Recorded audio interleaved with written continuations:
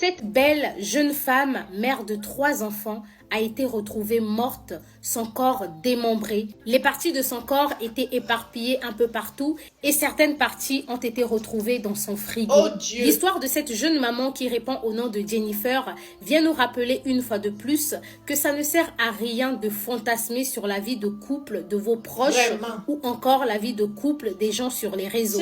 Après une relation de 7 ans, Jennifer, d'origine nigériane, a été assassinée par la seule personne qui était censée garantir sa sécurité, son conjoint Emmanuel, également d'origine nigériane. Ils avaient 3 enfants âgés de 7 ans, 4 ans et 18 mois. Le couple résidait en France, près de Poitiers. En dehors du couple parfait et de la famille parfaite que Jennifer et Emmanuel montraient sur les réseaux sociaux, Snapchat et TikTok, pour leurs proches, ces deux étaient dans une relation très toxique. Voilà. En parlant de relations toxiques, à plusieurs reprises, la police a intervenu dans la maison du couple pour des raisons de violence conjugale. Jennifer et Emmanuel n'étaient pas mariés légalement, mais néanmoins les deux habitaient ensemble au départ. On peut considérer qu'ils étaient en concubinage, mais auprès des services sociaux, Jennifer était déclarée femme seule. À chaque violence, Emmanuel revenait comme un ange pour demander pardon et empêcher Jennifer de porter plainte.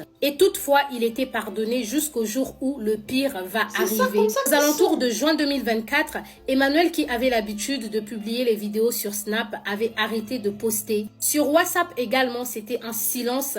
Et pour ses proches en France et même au Nigeria, c'était bizarre. Et lorsque la famille téléphonait à Jennifer, c'était Emmanuel qui répondait au téléphone pour dire que Jennifer était occupée. D'autres fois, il a dit que Jennifer était au travail. Entre-temps, à l'école, on ne voyait plus la mère de famille. C'était Emmanuel lui-même qui allait déposer les enfants à l'école. Alors que de base, Jennifer, c'était une maman très attentionnée avec ses enfants. Elle faisait plein d'activités avec ses enfants. Elle les emmenait en vacances à la Tour Eiffel, à la mer. C'était toujours elle qui déposait les enfants à l'école. Et même pour le service de l'école, c'était bizarre de voir que pendant tout le mois de juin, c'était seulement Emmanuel qui ramenait les enfants à l'école. S'inquiétant pour leur nièce, leur fille, la famille de Jennifer depuis le Nigeria va contacter la police en France pour signaler la disparition de Jennifer qui jusqu'à présent était perçue comme un silence. Et c'est comme ça que le 7 juillet, la police va débarquer au domicile de Jennifer. Ils viendront trouver Emmanuel au rez-de-chaussée avec un sac poubelle. Et lorsque Emmanuel a été questionné, il va dire à la police qu'il descend à la cave déposer les ordures. Ensuite, il va remonter. Alors là, la police, par respect, parce que c'était juste une visite de courtoisie, va attendre Emmanuel tranquillement alors que ce dernier va prendre la fuite. Après quelques minutes, voyant qu'Emmanuel ne revenait pas, la police va tout de suite monter dans leur appartement pour faire la perquisition. Et c'est là qu'ils vont faire la découverte macabre. Le corps de Jennifer démembré se trouvait dans le frigo et sa tête a été découverte dans un sac poubelle. Emmanuel, après avoir pris la fuite, il va déclarer dans une vidéo live qu'il n'a pas tué sa femme. Au contraire, il aimait cette dernière. Et ensemble, on va écouter cette vidéo live. I don't kill her with my hand. Now for you, you take now so far. Therefore, disappoint everybody. Say because I cut her.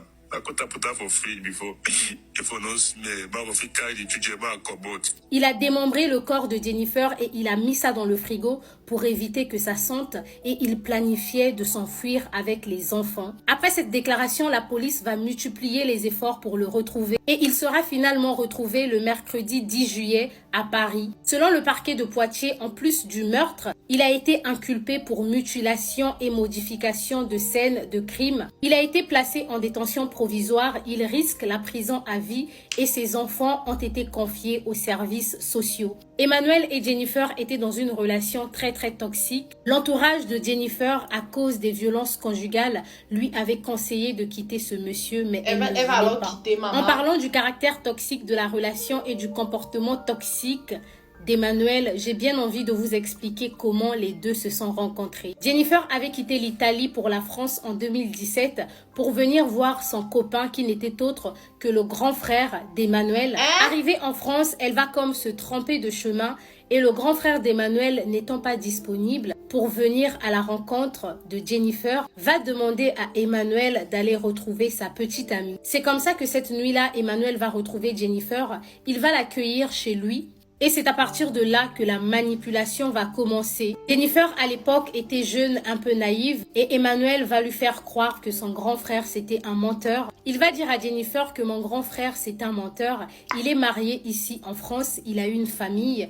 Tout ce temps, il te trompait, donc il ne va t'emmener nulle part, à confier un ami proche de la famille. Entre le temps où le grand frère d'Emmanuel doit venir dans la ville d'Emmanuel pour retrouver sa petite amie, les disputes entre Jennifer et son copain de l'époque vont commencer. Et c'est suite à ces disputes que les deux ne vont plus se voir. Emmanuel, de son côté, va s'investir pour séduire Jennifer et une relation amoureuse va naître entre les deux. Jennifer va tomber enceinte pour une première fois.